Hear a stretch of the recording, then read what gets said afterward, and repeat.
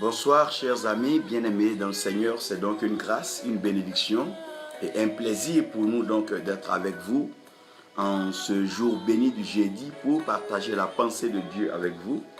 Comme le Seigneur a permis et que nous sommes en train de comprendre, nous trouverons donc les jeudis par la grâce de Dieu pour parler donc du carré d'as du Seigneur.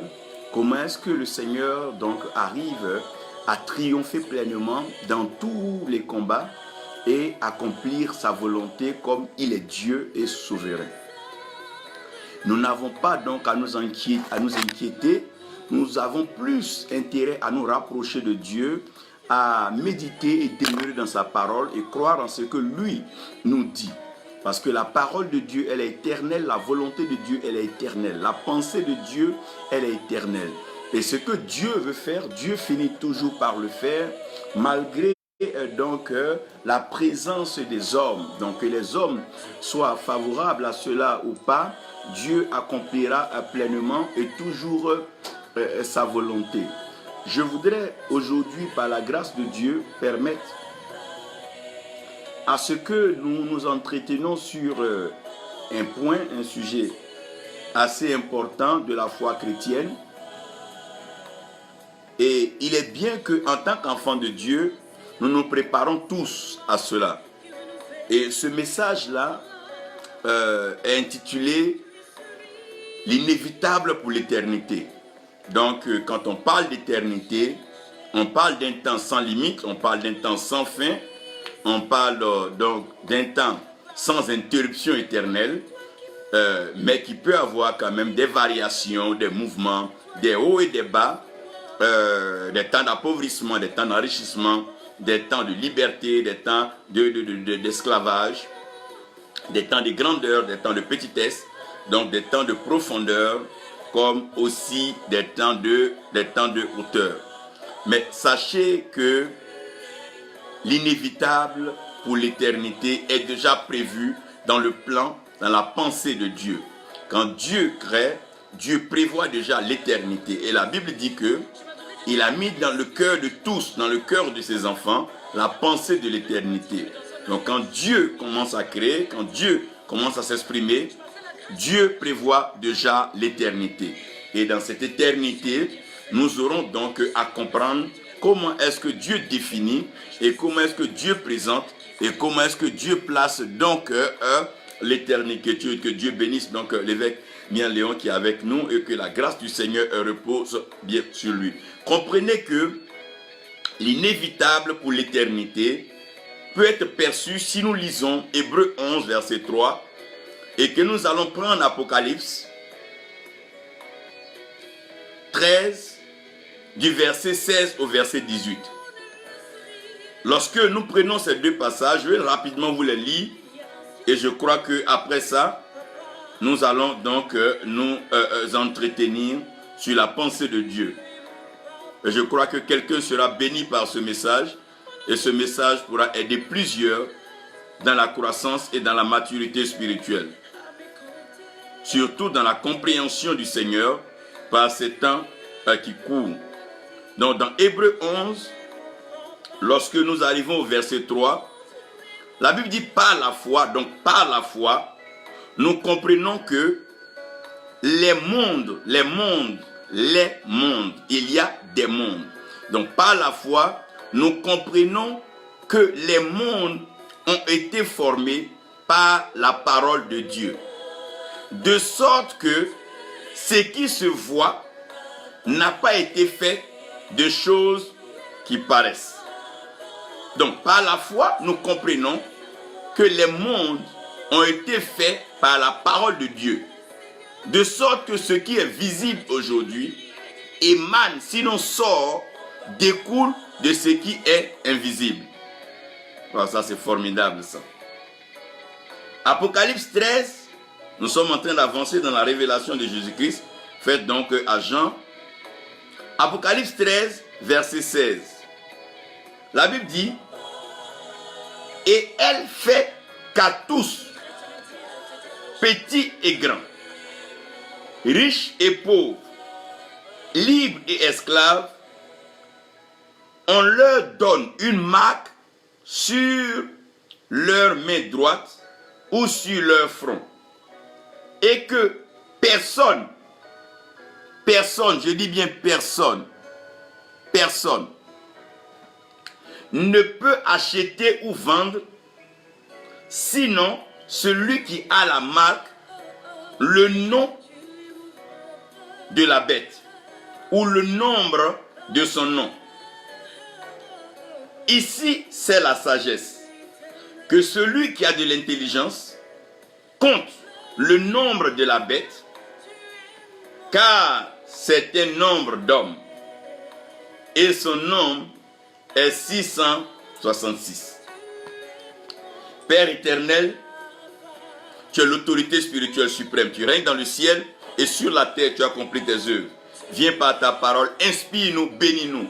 Permets-nous de comprendre les mystères que tu as cachés, que tu as enfouis dans la création, pour le bonheur de tes enfants, tes fils que nous sommes, pour que nous puissions régner avec toi, pas pour un jour, pas pour une saison, mais pour l'éternité. Merci pour ce que tu nous as promis et que tu as mis en nous, au nom de Jésus. Amen. J'aimerais que vous compreniez ici ce que nous appelons l'inévitable pour l'éternité.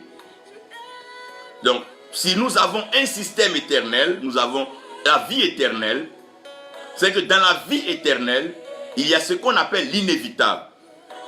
Et pour comprendre l'inévitable dans la vie éternelle, je vous envoie comprendre Genèse. Si vous lisez Genèse 1, Genèse 2, Genèse 3, vous allez comprendre qu'il y a deux choses qui vont se faire. La première des choses, c'est le souffle de vie. Donc le souffle de vie, le souffle de Dieu, qui est le roi de Dieu, qui est le vent de Dieu, ce souffle-là, il est éternel. Donc le souffle que Dieu donne est un souffle éternel. Même si Dieu le reprenait, le souffle reste éternel. Maintenant, après le souffle de vie, il y a la deuxième chose que Dieu donne à l'humanité, qu'on appelle le libre arbitre. Donc, dans la création, Dieu va créer l'homme par le souffle de vie qui est éternel, mais Dieu va mettre l'homme dans le jardin en lui accordant ce qu'on appelle le libre arbitre. Et pour comprendre ce que nous appelons le souffle de vie, et aussi savoir ce qu'on appelle le libre arbitre, je vais vous prêter deux mots, deux synonymes qui vont vous aider à comprendre ce message. La vision et l'ambition. La vision, elle vient de Dieu. Comme le souffle de vie qui vient de Dieu et qui dépend pleinement de Dieu, l'ambition vient de l'homme et l'ambition dépend pleinement de l'homme par son libre arbitre.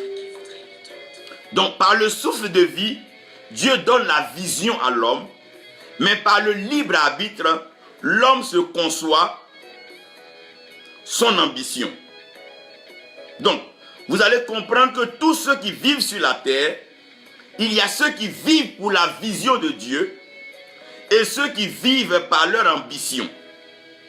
Donc, ceux qui vivent par leur ambition ont leur liberté d'appartenir à n'importe quel club, n'importe quel réseau, n'importe quelle affiliation, parce que c'est leur droit et c'est leur liberté, parce qu'ils ont leur ambition, ils savent ce qu'ils veulent obtenir, ils savent ce qu'ils veulent devenir. De l'autre côté, ceux qui sont dans la vision sont ceux-là qui dépendent pleinement du souffle de vie et qui sont conduits par l'Esprit de Dieu. Si l'Esprit demande qu'aujourd'hui ils mangent, gloire à Dieu. Si l'Esprit leur donne un vélo, gloire à Dieu. Si l'Esprit leur donne un pantalon, gloire à Dieu. Mais ils n'en font pas un problème. Ils n'en font pas la fin de la vie, mais ils se laissent conduire par Dieu parce qu'ils veulent obtenir des résultats divins. L'ambition provoque ce qu'on appelle donc des résultats humains. La vision, elle est éternelle parce qu'elle ne dépend pas de l'homme. Elle est éternelle. Donc dans la vision, on peut aller de gloire en gloire. Mais toute ambition va atteindre un point qu'on appelle l'apogée. Donc celui qui a une ambition, quand il va atteindre son apogée, vous allez voir qu'il va commencer à dégringoler parce qu'il s'est fixé un objectif.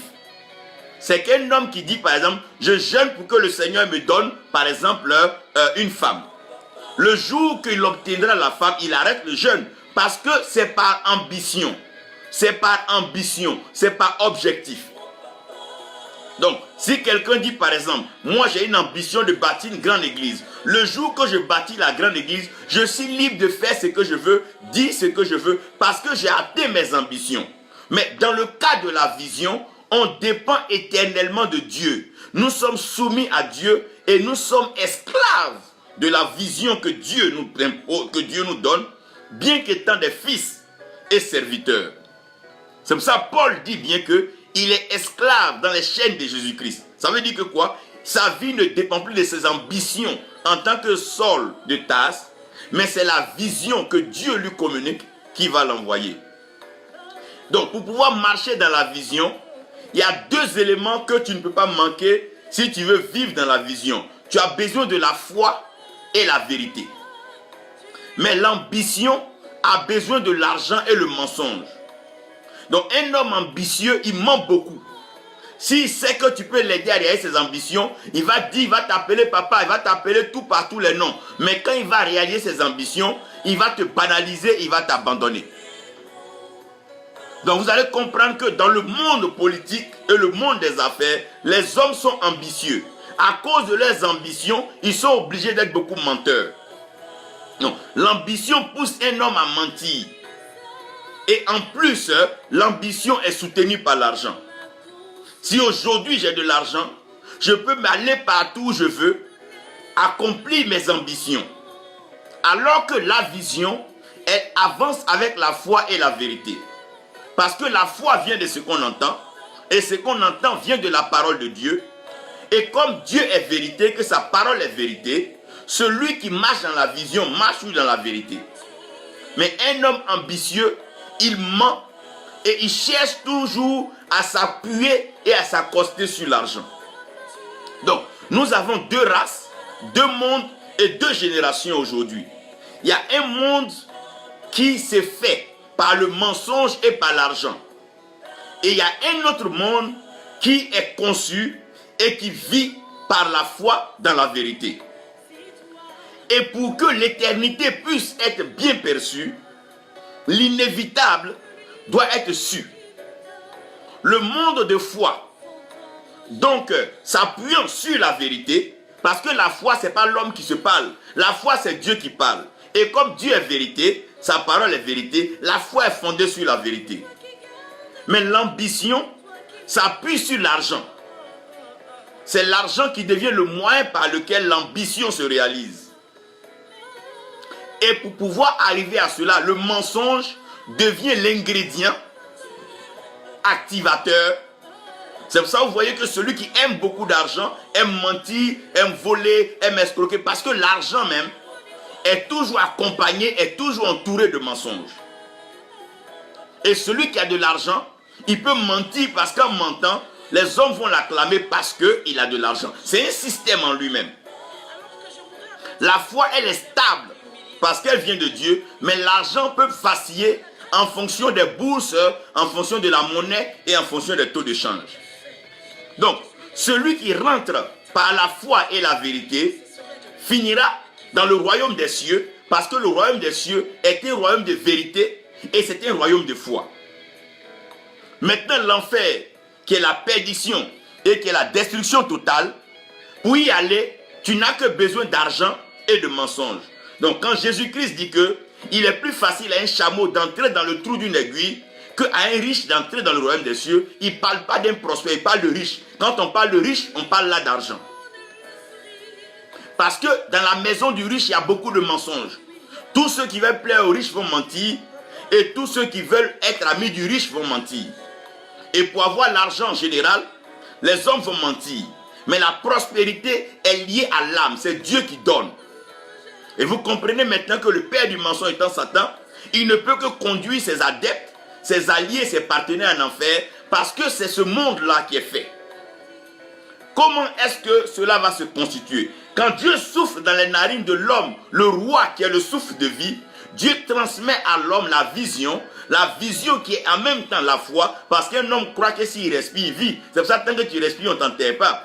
Mais pour que cette foi soit fondée, il va falloir que ce qui permet à la foi d'être soit la vérité. Le jour qu'on découvre que ce qui fait ton fondement n'est pas vrai, directement, ce sur quoi tu t'appuies s'effondre. C'est pour ça que j'encourage et j'exhorte tout enfant de Dieu à rechercher la vérité et à s'appuyer sur la foi que Dieu lui a donnée.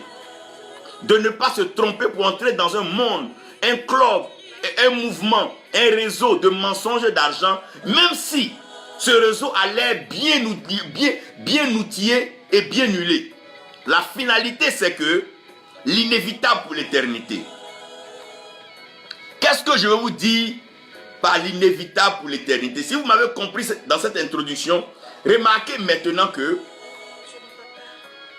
toute vie repose sur une alliance. Donc, il ne peut pas avoir de vie s'il n'y a pas d'alliance. Ce qui fait que tu vis, je vis, ils vivent et nous vivons, c'est parce qu'il y a une alliance.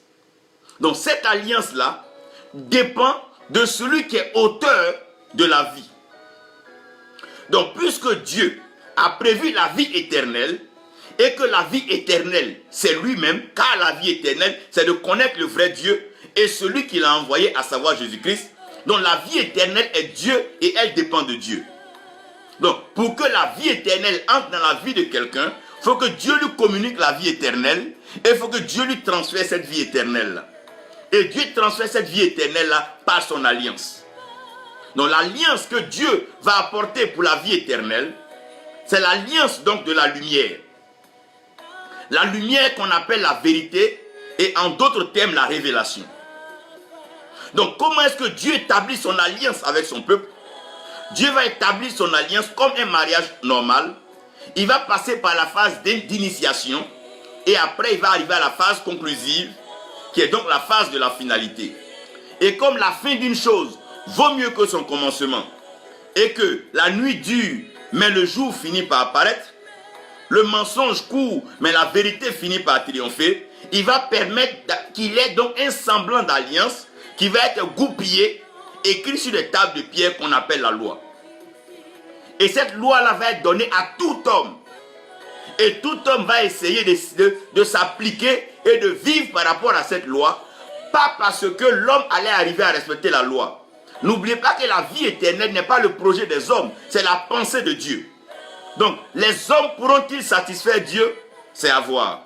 Donc, la loi de Dieu va commencer déjà lorsque Dieu donne le libre arbitre à l'homme. Donc, l'homme est libre de faire ce qu'il veut, l'homme est libre de faire ce qu'il pense, et l'homme est libre de faire ce qu'il pense qu'il peut.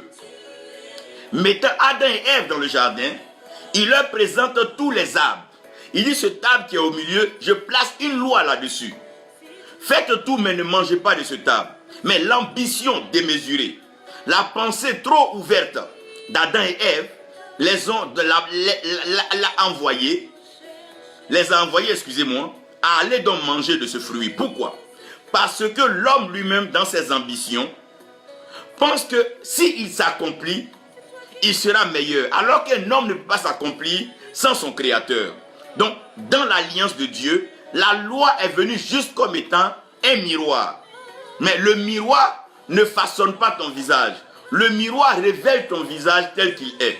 Donc Dieu savait que la loi n'allait pas changer la vie de l'homme. La loi n'allait pas rendre meilleur l'état de l'homme. La loi n'allait pas aider quelqu'un. Si pour un seul fruit dans un arbre, dans un jardin, l'homme n'a pas été capable de pouvoir respecter, mais ce n'est pas les 10 commandements que l'homme va pouvoir respecter. Et Dieu, dans sa sagesse infinie, permet que la loi soit présentée aux hommes.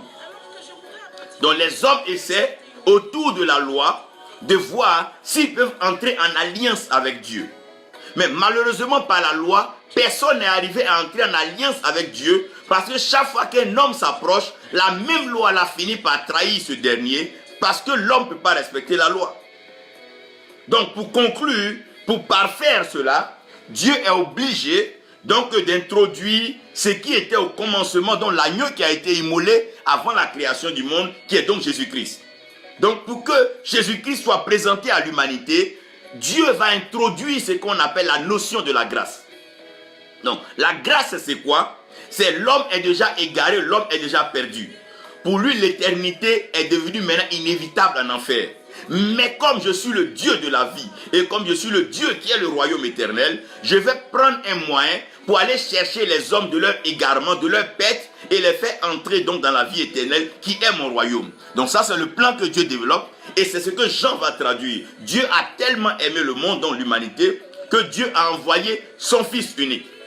Mais quand nous avons lu dans Hébreu, on dit les mondes. Mais Dieu a tellement aimé le monde, pas les mondes. Il y a un monde, j'en parlerai tout à l'heure, quand le temps me permettra.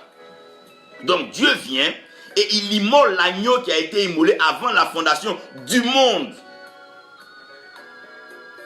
Cosmos. Et donc quand Dieu fait cela, il nous rachète directement en lui par le sang de son Fils Jésus-Christ. Et quand Dieu nous rachète par le sang de son Fils Jésus-Christ, il nous prédestine déjà, comme Paul le dit dans Romains, ceux qu'il a connus d'avance, c'est lui-même qui les a prédestinés. Et il les a prédestinés en les justifiant. Il les a justifiés par quoi? Pas par leurs ambitions, pas par leurs rêves, pas par leurs projets, pas par leurs œuvres, mais par le sang de Jésus-Christ, afin que personne ne dise qu'il s'est sauvé de lui-même. Donc personne ne mérite ce qui va lui arriver dans l'éternité si c'est du côté de Dieu.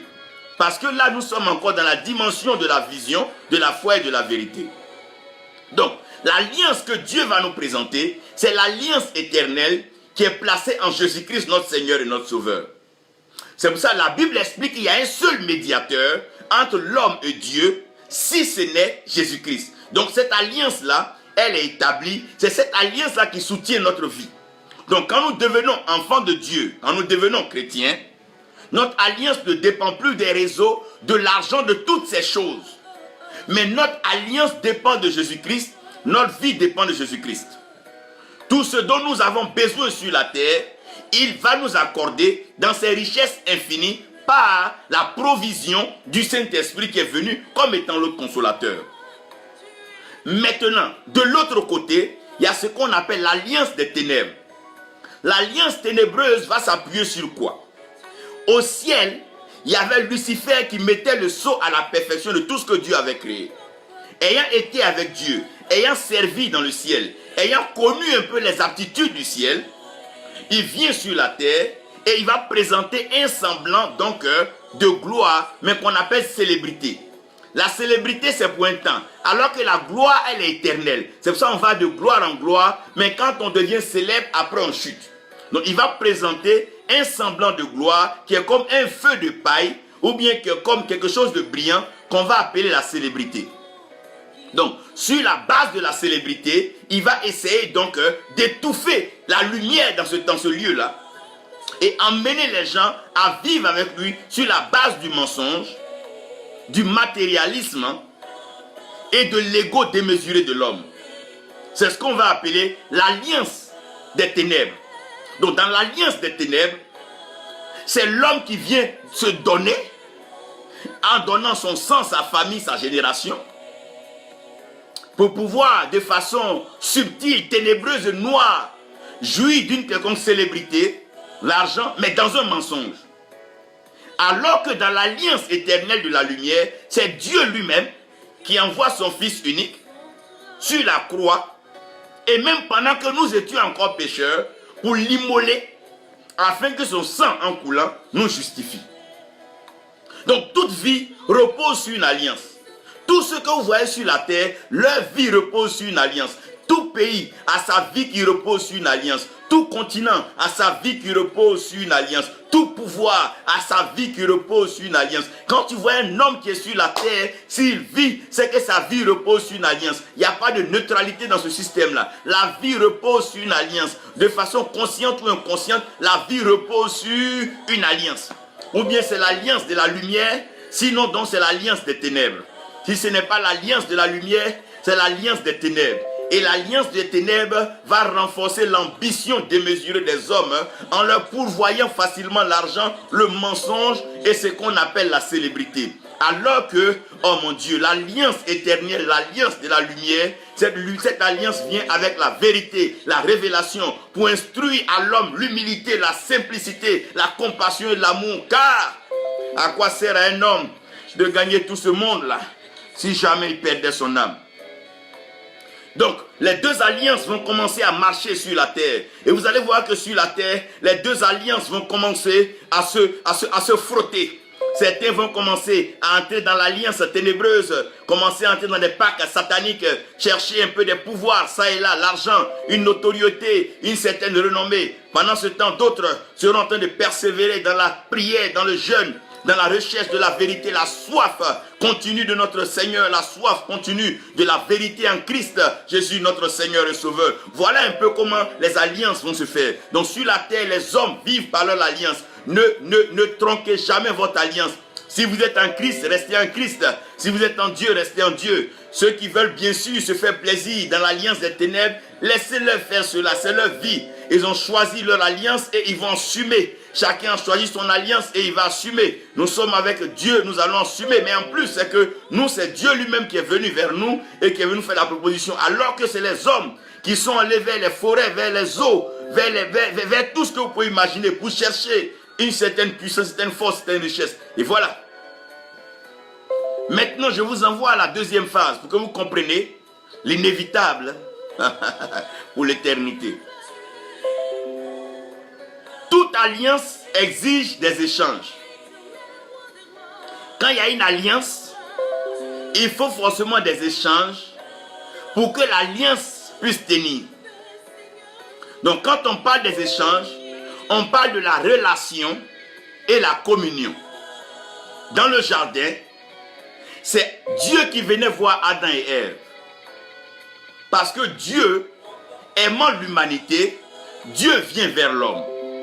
Et nous voyons bien sûr que dans notre alliance, c'est Christ qui est venu vers nous. C'est lui qui est à la porte de vos cœurs et il frappe. C'est lui qui tape pour dire ouvrez, je veux rentrer. Ce n'est pas vous qui êtes à sa porte pour taper. Donc c'est le Seigneur qui se présente à nous comme Dieu s'est présenté à Adam et Ève, parce que la vérité, elle apparaît, elle vient. Alors que dans l'autre monde, c'est les hommes par manque d'argent, par manque de quelque chose, par manque de célébrité, par manque de notoriété, par manque de pouvoir, par manque d'acceptation, par manque d'enfants. C'est eux-mêmes maintenant qui vont taper la porte au diable. Donc, notre relation, la relation dans l'alliance éternelle, est une relation qui est basée sur l'amour et la révélation. Quelle relation peut-elle avoir entre un père et un fils? Si ce n'est une relation d'amour, une relation conviviale, une relation joyeuse, une relation paisible. On a vu un peu le fils prodigue quand il est revenu. Son père était dans la joie. Notre relation avec Dieu est une relation de joie, est une relation paisible, est une relation de bénédiction. C'est pour ça qu'on peut approcher le trône de grâce avec audace. Parce que Dieu n'est pas rancunier, Dieu n'est pas méchant, Dieu n'est pas mauvais. Seulement c'est qu'on peut activer la punition par notre désobéissance. Donc, la relation avec Dieu, elle est belle, frère. Que personne ne vous mente pour dire que non, tu es à l'église, tu n'as rien. Non, non, la relation avec Dieu, elle est belle. C'est une relation merveilleuse, comme la pluie qui arrose la terre, comme le vent qui souffle dans sa liberté, comme le feu, oh mon Dieu, qui permet au volcan de s'exprimer, la terre qui s'étend. Dieu a une relation merveilleuse. Partout où nous allons, le vent souffle en notre direction et en notre faveur. Quelle belle relation, quelle joie. Oh Dieu, tu es mon Père, Père, tu es notre Père. Tu es notre Père, tu es l'Éternel, tu es l'autorité spirituelle suprême. Quelle relation où on peut parler librement à notre Père. On peut parler à notre Père à toute heure, matin, midi, soir. Partout où on se trouve, on peut lui parler, même en voiture, à pied. Oh Dieu, quelle relation, oh mon Dieu. Quelle communion. Oh, aïe, aïe, aïe. Quelle relation avec Dieu. Quel ami fidèle ai-je comme Jésus-Christ. Je peux lui parler dans mes pleurs, dans ma tristesse, dans ma solitude. Ah, quelle relation. Quelle relation. Oh, David dit, mais qui est l'homme pour que toi, Dieu, tu viennes le visiter? C'est la relation. Alors que dans le monde actuel, c'est les pauvres qui vont chez les riches. Le riche ne viendra jamais chez le pauvre. Mais quelle relation où le Dieu de l'éternité, le créateur de l'univers, vient vers toi, vient vers moi. Il est à la porte de ton cœur, mon frère, ma soeur, il frappe, ouvre et puis allez, on y va. C'est bon ça, c'est bon ça. Il y a du bon dans cette affaire. Quelle relation! Et dans cette relation, il y a une communication. Ce qui est bien dans notre communication, c'est Dieu qui nous donne son vocabulaire. Oh mon Dieu, Paul va provoquer quelque chose. Il dit, ah mon Dieu, nous avons reçu l'esprit d'adoption. Le Saint-Esprit qui venant sur nous, nous permet de crier Abba. Abba, oh mon Dieu, qui veut dire Père. Il nous donne le vocabulaire d'une langue que nous ne comprenons pas. Par les langues de feu qui nous emmènent. Sa parole est un feu dévorant. On ne peut pas parler à le feu si on n'a pas le feu. Il nous envoie des langues de feu pour que nous puissions lire sa parole, interpréter sa parole, transmettre sa parole, propager sa parole. Oh, quelle communication! La relation est belle et la communication est merveilleuse. Quand Dieu t'inspire par sa parole, quand il te transmet sa... Oh my God, par sa relation, tu parles de lui, tu communiques, tu parles de lui. Pourquoi? Tu donnes la langue de feu, tu donnes la capacité d'ouvrir derrière la lettre et voir la lumière. Ah, le Christ est la lumière des hommes. Waouh! Pendant que de l'autre côté, dans le royaume des ténèbres, les relations sont empreintes de crainte, de peur, d'hypocrisie et de méchanceté, de haine et de sournoisie. Si tu t'amuses à trahir le diable ou le sorcier, il met fin à ta vie, détruit ta famille et le peu de bien qui t'a fait miroiter, il fait disparaître cela. Oh, quelle relation! Et ce n'est pas lui qui vient vers vous, c'est lui qui a un temple sacré ou un lieu où il vous convoque à une certaine heure pour encore vous terroriser, vous faire peur, vous convaincre de lui donner vos enfants, votre sang, votre vie. Oh! Terreur, terreur, peur, peur. Wow! Quelle relation ça! Juste parce que vous avez une ambition démesurée. Et là-bas, la communication, c'est des codes secrets, des mots cachés. On se cache pour aller à ces réunions. C'est attention, attention. Et c'est une communication bâclée, voilée. Oh mon Dieu. Il n'y a pas un livre qui sous-tend ces relations-là. Ils ont des petits enseignements qui tournent voilés. Mais attends frère, la communication n'est pas bonne de l'autre côté, elle n'est pas fluide. C'est dans la cachette de la nuit, semblant d'allumer des bougies ou des formes de lumière. Mais des lumières qui peuvent s'éteindre tôt ou tard. Une ampoule finira toujours par perdre la luminosité, comme la bougie finira toujours par s'éteindre. Et même si vous décidez d'emprunter les luminaires, elles sont toujours faites par Dieu. Et c'est l'œuvre de Dieu.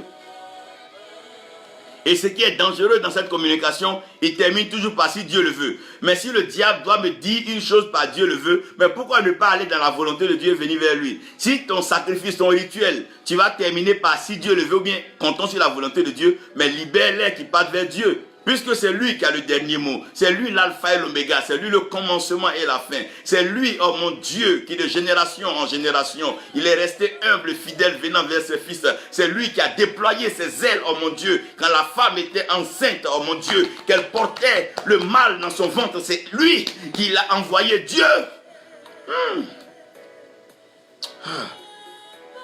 Toute alliance exige des échanges. Et les échanges sont faits de relations et de communication. Quand vous êtes de Dieu, vous communiquez librement. Je ne sais pas pourquoi on a mis des trucs entre nous, père, tata. On doit se parler librement. Je dis, tout le monde, appelez-moi Alain Yébou. On doit se parler librement, sans se heurter, sans se violer. On doit se dire la vérité, frère. Que tu sois un aîné, un dévancier ou un père, on doit te dire la vérité. Si on ne peut pas te parler, qui es-tu? Mais Dieu même, on lui parle. Si on dit non Seigneur, ou bien on dit non, j'ai un problème, on ne dit même pas Dieu d'abord, on commence à lui parler. Mais il n'est pas frustré, il n'est pas blessé. Arrêtons ces choses-là. Nous devons avoir une communication fluide et une relation pleine d'amour. Pleine d'amour. L'amour doit caractériser cela, alors que de l'autre côté, c'est la haine, la terreur, la peur et la mort. Ça y souffre et la tristesse y entre. Et les gens n'arrivent pas à s'en sortir. Parce que le malheur, la désolation, la tristesse, elle est grande. Leurs relations sont des relations hypocrites, traites. Dès que tu as de l'argent, tu deviens leur ami. Dès que tu es un peu célèbre, tu deviens leur ami. Dès que tu as une célébrité, tu as une cote, ils deviennent directement tes amis. Ça, c'est de l'autre côté. Mais alors que Jésus-Christ, il est l'ami du pauvre. Oh mon Dieu, Dieu, il est le mari de la veuve, il est le père de l'orphelin. Il est l'ami du malade. Oui, oui, oui. C'est lui qui rend visite aux prisonniers. C'est lui qui va vers l'affamé pour le nourrir. C'est lui qui va vers le plus petit pour le faire sortir. C'est lui qui met sa main dans la poussière pour sortir son image et sa ressemblance. Oh, quel Dieu, quel Dieu, quel Dieu, quel Dieu, quel Dieu, quel Dieu. Alors que de l'autre côté, quand tu as un grand nom, tu as fait de grandes choses, tout le monde court vers toi. Oh, l'inévitable pour l'éternité. L'inévitable pour l'éternité. Après avoir compris que l'alliance exige les échanges, je vais vous envoyer maintenant dans le mystère du donner et du recevoir. Au fait, lorsque nous parlons des échanges, au fait, c'est le donner et le recevoir. Je vous ai expliqué que Dieu vient vers nous pour nous donner. Bien que Dieu nous donne, Dieu veut recevoir de nous. Quand Dieu nous donne, Dieu reçoit de nous. Par exemple, je vous apporte un message, je vous donne, je reçois de vous par vos commentaires, vos appréciations et vos commentaires surtout. Vos partages et tout. C'est de la même façon, les alliances exigent des échanges. Et des échanges sont faits du donner et du recevoir. Le donner et le recevoir s'impose comme étant le principe de la sémence et de la moisson. Le donner, c'est faire quitter quelque chose de ta main pour aller vers quelqu'un d'autre. Le recevoir, c'est quelque chose qui quitte d'ailleurs, qui vient vers toi. C'est ce que Dieu a résumé. Et c'est ce que Dieu a dit en demandant à l'homme d'être hospitalier et généreux. Quand tu es hospitalier, tu sais recevoir les autres. Et quand tu es généreux, tu sais donner aux autres. Donc ce que Dieu attend de ses enfants, que nous sommes, c'est que nous soyons hospitaliers et généreux. Quand tu es un enfant de Dieu, tant que tu peux faire du bien à ton prochain, fais-le librement.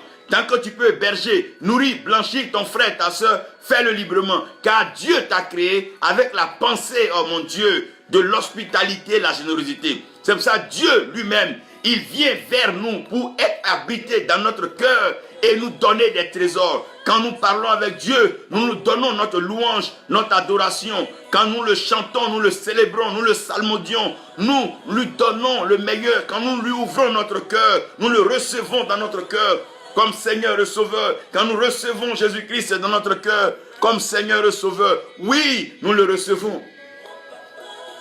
Parce que ce mystère, la vie est faite de donner et de recevoir. Tant que tu es sur la terre, tu dois donner et tu vas recevoir. Personne ne peut vivre en échappant au donner et au recevoir. Personne ne peut vivre en échappant au donner et au recevoir.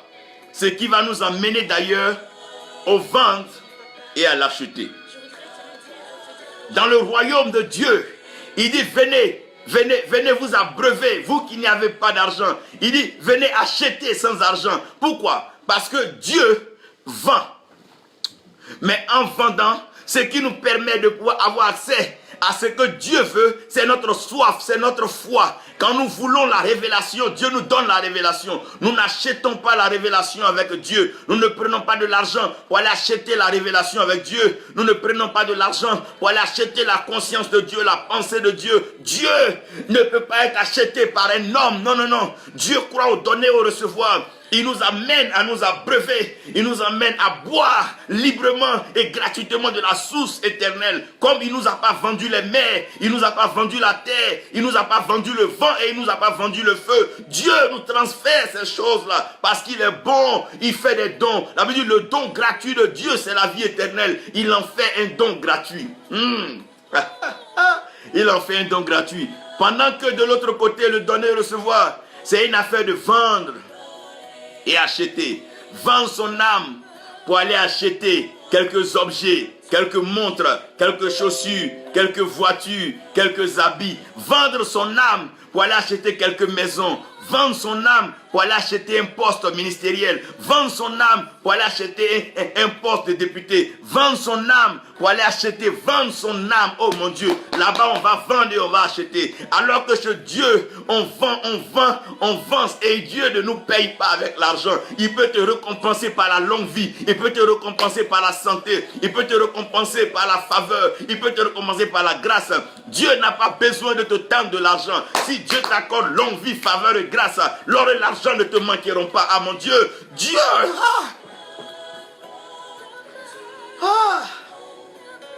oh Seigneur, pendant que de l'autre côté, dans les ténèbres, là-bas où les ambitions, dans le libre arbitre de l'homme les a envoyés, ils sont obligés de vendre leur âme, vendre leurs membres de leur famille, vendre même les innocents, aller voler les enfants des autres pour pouvoir vendre le sang de ces enfants afin de pouvoir aller s'acheter certaines choses qui vont briller et qui n'auront pas de valeur.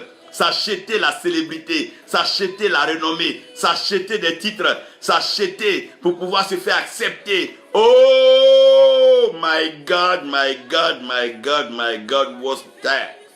Qu'est-ce que c'est? Donc le mystère maintenant va se jouer entre le donner et le recevoir, le vendre et l'acheter. Même si tu as été vendu pour l'argent, Dieu peut te racheter. Ouais. Parce que le sang, oh mon Dieu, le sang précieux, le sang de Jésus-Christ, le sang, oh mon Dieu, le sang de l'agneau. Dans les plus basses vallées, ce sang est puissant. Sur les plus hautes montagnes, ce sang est puissant. Ce sang se propage partout pour sauver race, ethnie, peuple. Partout que tu sois, oh jaune, noir, bleu, vert, ce sang. Tu rachètes. Dans l'Apocalypse, la Bible dit que celui qui est intelligent, donc c'est là la sagesse, celui qui est intelligent calcule, c'est donc quoi? Un nombre d'hommes. Vous allez comprendre que les animaux n'utilisent pas l'argent. Le lion n'utilise pas l'argent. Non. Le mouton n'utilise pas l'argent. Non. Les guépards, les tigres, les panthères, vous voyez, tous les animaux n'utilisent pas l'argent. Parce que ces animaux savent que l'argent, c'est pour l'homme. C'est un moyen d'échange que l'homme a établi pour pouvoir vivre. Mais de tous les animaux, vous allez voir qu'il y a un qui va toujours être en train de cracher de l'argent ou donner de l'argent qu'on appelle le serpent. Maintenant, ce serpent en question, la Bible dit qu'il était le plus rusé de tous les animaux des champs que Dieu avait fait. Donc par la ruse et par ses ambitions de ruse, pendant que les autres animaux ne s'intéressent pas à l'argent, et que les animaux ne font rien avec l'argent, déposent une banque dans la main d'un lion, il n'en fera rien. Mais le serpent va se trouver en train de jouer avec l'argent, en train de vomir l'argent et en train de manipuler l'argent. Pourquoi? Parce qu'il sait que dans le système du mensonge, dans le système des ambitions et dans le système de l'apogée, de la célébrité, là où il y a des limites, si tu peux avoir de l'argent, tu peux contrôler. Comme il a un désir de contrôler les hommes, il va commencer à cracher de l'argent. Donc quand le serpent peut donner de l'argent, les hommes sont attachés à lui. Donc tout système qui peut leur donner de l'argent, ils sont attachés à ce système. C'est dommage, c'est ça aussi la politique africaine. Celui qui est prêt à te donner l'argent, tu es prêt à te battre, à même faire couler le sang pour lui. Parce que les gens croient en l'argent. Donc le serpent sera l'animal qui crache l'argent. Je n'aurai pas besoin de ça pour ce que je suis en train de dire, mais je voulais ouvrir vos yeux sur pourquoi tous les autres animaux n'utilisent pas l'argent, mais c'est le serpent qui crache de l'argent. J'en parlerai quand je vous parlerai un peu en son temps du nouvel ordre mondial un jour. Donc, la confrontation inévitable va commencer à quel moment? Lorsque le combat de la foi et de l'argent va être engagé. La Bible dit, personne ne peut acheter ni vendre s'il n'a pas d'argent. Alors que dans le royaume des cieux, par la foi, tu peux avoir ta guérison. Mais sur la terre, c'est quand tu as l'argent, tu vas à la clinique ou tu vas à l'hôpital, tu vas à la pharmacie, tu payes les médicaments pour pouvoir avoir donc ta guérison. Dans le royaume de Dieu, c'est par la foi que tu peux avoir un poste. Alors que dans le monde, tu cherches de l'argent, tu t'en vas donner à un monsieur, il met ton nom dans les admis ou bien quoi, il te met dedans, tu as un poste. Dans le royaume de Dieu, tu pries Dieu et par la foi, Dieu peut permettre que quelqu'un t'envoie de l'argent ou t'envoie un trésor par la foi. Alors que dans l'autre royaume, tu prends l'argent pour influencer tout. Dans le royaume de Dieu, ton cœur peut attirer une sœur par la grâce de Dieu, par la foi. Mais dans le royaume de l'autre côté, il faut l'argent pour pouvoir acheter la femme, il faut l'argent pour intimider les familles, et il faut l'argent pour pouvoir tout faire. Donc l'inévitable confrontation, c'est la confrontation de l'argent et la foi. Mais comme la foi marche avec la vérité, et que l'argent marche avec le mensonge, le combat sera le combat, oh mon Dieu, watch that. Le combat sera le combat de la vérité et du mensonge. Qu'est-ce qui va se passer? Vous allez voir que de plus en plus, Dieu va accorder la vérité à ceux qui sont humbles. Et par la vérité, ceux qui étaient puissants financièrement vont commencer à perdre du terrain. C'est par la foi que Dieu établit son royaume. C'est par la foi que Dieu bâtit les vies. C'est le combat de la foi contre l'argent. Saül avait tout l'argent du royaume. Mais David avait la foi en Dieu. Par la foi, David a régné. C'est par la foi que les justes règnent. Le juste vivra par sa foi. Lorsque toute la fondation sera ébranlée, lorsque l'inévitable va arriver, quand l'apogée de l'autre système va arriver, quand tout sera ébranlé, la Bible dit le juste vivra par la foi. Jésus dit, quand je viendrai sur la terre, trouverai-je encore de la foi? Parce que tout le monde cherche l'argent, tout le monde cherche à vivre pour l'argent, tout le monde veut plaire à l'argent, tout le monde veut mentir pour l'argent. Quand Jésus-Christ viendra sur la terre, trouvera-t-il encore de la foi? Le combat de la foi contre l'argent. Avec ton argent, tu peux acheter tout le monde. Mais par la foi, on peut racheter leur âme et leur vie. Par la foi en Jésus-Christ, notre Seigneur et Sauveur. Ça va être le combat de la foi et de l'argent. Comme le combat farouche entre Pierre et Judas. Judas qui avait l'argent et qui à tout moment parlait, se plaignait ça et là. Pierre qui avait sa foi de façon belliqueuse, qui commençait à défier quand Pierre marchait sur l'eau. Judas aurait pu jeter des billets d'argent sur l'eau pour dire que l'argent c'est limite, mais la foi, mon Dieu, elle vient de Dieu. De la même façon que Dieu est illimité, la foi est illimitée. La Bible dit que par la foi, nous comprenons que les choses qui sont visibles sortent de ce qui est invisible. Le miracle suit la foi. Le miracle n'est pas le fruit de l'argent. Mais avec l'argent, on peut payer des miracles fabriqués. Mais par la foi, des miracles authentiques, tangibles, palpables. Oh mon Dieu, le combat de la foi et de l'argent. Aujourd'hui, beaucoup de jeunes serviteurs de Dieu se sont égarés à la recherche de l'argent, pensant que l'argent ferait leur ministère. L'argent leur permettra d'épanouir dans le royaume. Non, non, non, c'est faux. Ce dont vous avez besoin, c'est la foi en Dieu, la vision originale. Ce que Dieu t'a communiqué, ne vends pas ta foi, ne la braque pas pour de l'argent. Oh, c'est un combat entre la foi et l'argent. C'est un combat perpétuel entre la foi et l'argent. Et les gens doivent comprendre cela. C'est une question de foi ou c'est une question d'argent? L'argent, c'est limite, hein? Mais la foi arrive à donner de la naissance aux femmes stériles. Par la foi, les morts reviennent à la vie. Par la foi, le surnaturel se manifeste. Et par la foi, l'incompris devient compréhensible. Par la foi. Par la foi, des hommes survivent des calamités, des pandémies, des épidémies. Par la foi, des hommes sont préservés dans des guerres, des tueries, des braquages. Par la foi, des vies sont préservées. Par la foi. Alors que tu peux avoir des tonnes d'argent, on peut venir t'agresser même, te détruire, te tuer devant l'argent. L'argent n'interviendra pas. Mais la foi ne saura te regarder, souffrir, être malmené, malheureux et même traîner dans la boue. La foi a toujours un mot à dire. Par la foi, Dieu a suscité des pauvres pour en faire des riches. Par la foi, il a libéré des prisonniers pour en faire des grands. Par la foi, il a sorti des tout petits pour rendre leur nom grand. C'est par la foi que Abraham est sorti. C'est par la foi que le nom d'Abraham aujourd'hui plane sur les générations, sur les nations. Abraham est connu pour sa foi. Le combat de la foi et de l'argent. Ça vend son âme, ça vend des parties du corps juste pour avoir de l'argent. Ça rentre dans n'importe quelle compromission par des mensonges, l'hypocrisie pour avoir de l'argent. Le combat de la foi avec l'argent. C'est le combat de la vérité avec le mensonge.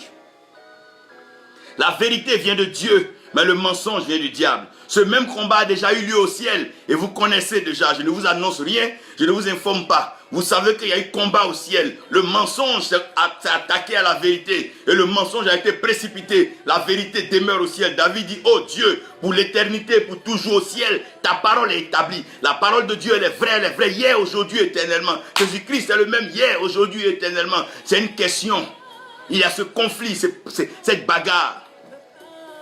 Dans tous les peuples où tu vas partir, quand tu as l'argent, on va t'accepter facilement. On va t'ouvrir les portes. On va faire de toi quelqu'un d'acceptable. L'hypocrisie. Alors que par la foi, des systèmes, oh mon Dieu, ont été relevés. Des vies ont été bâties. Parce que Dieu est un Dieu de foi. Dieu lui-même vit par sa parole. Qui est l'homme pour ne pas vouloir vivre par la parole de Dieu? Dieu lui-même qui a créé les cieux et la terre, qui a placé les eaux, le feu, les vents, lui qui a vu les grands arbres pousser, Dieu qui a été Dieu depuis et qui est toujours Dieu, qui a vu des grands vivre et des grands mourir, qui a vu des petits grandir et des vieux vieillir, des vieillards vieillir. Dieu vit par sa parole. Et toi, qui es-tu? Il n'y a pas de banque au ciel, mais Dieu vit. Mais Dieu vit par quoi? Et il vit pas seulement pour un jour. Il ne survit pas, il ne vivote pas, mais il vit la plénitude. Il nous parle de la vie éternelle, la vie comblée. Pensez que quoi? Il y a toujours ce combat, cette confrontation. Dans tous les pays, tu vas partir aujourd'hui, il y a un lot de soi-disant hommes qui ont l'argent et d'autres qui croient en Dieu. Mais cette confrontation aura lieu et la foi triomphera. Ça commencera, la foi triomphera. Parce que l'argent fait mentir, l'argent pousse au mensonge. Mais la foi s'appuie sur la vérité. Et la vérité est de Dieu, la vérité éternelle. C'est la confrontation inévitable. Garde ta foi. Continue de dire la vérité. Marche devant Dieu. Un jour ou l'autre, le Seigneur, la gloire appartient à Dieu. On ne l'achète pas. Et c'est lui, Dieu, qui élève qui il veut et qui bénit qui il veut, comme il veut. La confrontation est inévitable. Et cette confrontation a commencé depuis très longtemps. Et jusqu'aujourd'hui, elle continue. Dieu va prendre des hommes de foi et les établir à la tête de certaines nations. Parce que Dieu veut conduire, oh mon Dieu, les affaires des hommes. Dieu va prendre des hommes de foi, les établir à des positions où personne n'avait pensé les placer. Parce qu'il est Dieu, il fait ce qu'il veut, comme il veut. Il est Dieu et sa vision éternelle. C'est lui seul qui soutient sa vision par sa parole et par sa vérité. Personne ne peut contredire la vision de Dieu, même pas le diable et les hommes sur la terre. Le ciel est trop haut pour qu'un homme monte pour aller faire descendre Dieu ou le frapper là-bas. C'est pas possible. Dieu n'a peur de personne, il ne craint personne parce qu'il est Dieu. Il est tellement Dieu qu'il est invisible, il est immortel. Où trouver Dieu même si tu l'en voulais? Où trouver Dieu même si tu le haïssais? Où chercher Dieu pour le punir même si tu le voulais? Il est Dieu et il est éternel. Mais vous allez voir la victoire de la foi dans les nations, la victoire de la vérité dans les nations, la victoire de la lumière dans les nations, la victoire de l'humilité dans les nations, la victoire de l'amour dans les nations, la victoire de la pensée de Dieu dans les nations, la victoire de la vision dans les nations. Un peuple que Dieu se prépare, des hommes qui ne seront pas conduits par l'argent, qui n'auront pas de souffle de respiration l'argent, mais qui compteront sur Dieu et Dieu amènera vers eux des trésors, des richesses et des valeurs. La prospérité ne les manquera pas. N'oubliez pas que l'or et l'argent appartiennent à Dieu. Je suis en train d'annoncer la victoire. La gloire de la maison à venir sera plus grande que la première. Qu'est-ce que j'ai essayé de dire? Les premiers qui ont couru à le mensonge seront les derniers. Parce que les derniers qui avançaient à petits pas avec la vérité seront les premiers. Qu'est-ce que je suis en train de dire? Ceux qui étaient à la queue, qui traînaient le pas pour attendre Dieu, vont dépasser ceux qui s'étaient mis à la tête par eux-mêmes leur ambition. Le monde est en train de changer. Les systèmes sont en train de s'effondrer, s'écrouler. Ce n'est pas une question d'argent, c'est une question de vision. C'est une question de Dieu, c'est une question de pensée. C'est un combat merveilleux, c'est l'inévitable. Oh, pour l'éternité. Et bien sûr, le royaume des cieux va triompher. Regardez ce qui va se passer. À la croix, lorsque le Seigneur se trouve sur la croix, il y a deux brigands avec lui. Laissez-moi vous dire ceci. Il y a deux brigands avec lui et les deux brigands sont à la croix. En général, les deux brigands brigandaient, ils étaient des voleurs et ils volaient pour avoir l'argent. Donc les deux pensaient que l'argent pouvait les envoyer loin. Mais malheureusement, voilà leur fin. Ils sont sur des croix, ils sont crucifiés, ils sont cloués pour avoir volé à cause de l'argent. L'argent est toujours un mauvais maître. Quand tu le suis, qu'il te conduit, il va t'induire en erreur et détruire ta pauvre vie. Voici les deux qui sont à la croix et qui doivent mourir. L'autre maintient sa position avec l'argent parce qu'il n'a pas bien fait, c'est pour ça qu'on l'a attrapé. Mais l'autre abandonne tout cela. Il dit qu'il a mal fait. Mais il veut s'abonner à la foi. Il s'abonne à la foi. Et Jésus-Christ lui dit, maintenant même, tu rentres avec moi dans le paradis céleste. Oh mon Dieu, regardez quelle grâce. La foi donne un avenir à Dieu, un avenir merveilleux. La foi, c'est la lumière. La foi, c'est la vision. La foi, c'est la vérité. La foi, c'est la gloire. Tout ce que Dieu a appelé, que Dieu a justifié, Dieu va les glorifier. La foi, c'est Christ. Jésus-Christ, c'est notre foi. Et la Bible dit Christ en nous, l'espérance de la gloire. Parce que la gloire est liée à la vérité et la vérité est liée à ce que nous appelons la foi. Et la foi est liée à ce que nous appelons la vision. Et la vision est liée à Dieu. Oh, gloire soit rendue à notre Dieu, notre Père qui est dans les cieux et qui accomplit sa volonté sur la terre. Que Dieu vous bénisse et que sa grâce repose sur vous. Laissez les gens mentir sur vous, mais la vérité triomphera toujours. Laissez les gens vous maltraiter, vous malmener pour ce qu'ils ont comme argent, pour ce qu'ils ont comme matériel. Mais sachez une chose, la foi que vous avez en Dieu vous donnera une vie plus longue, une vie plus comblée, une vie meilleure que toutes ces personnes. Parce que ce qui triomphe, c'est la foi. Et la foi triomphe dans la vérité. Que le Seigneur vous bénisse. Et à une prochaine pour pouvoir partager encore sur la pensée de notre Seigneur Jésus-Christ.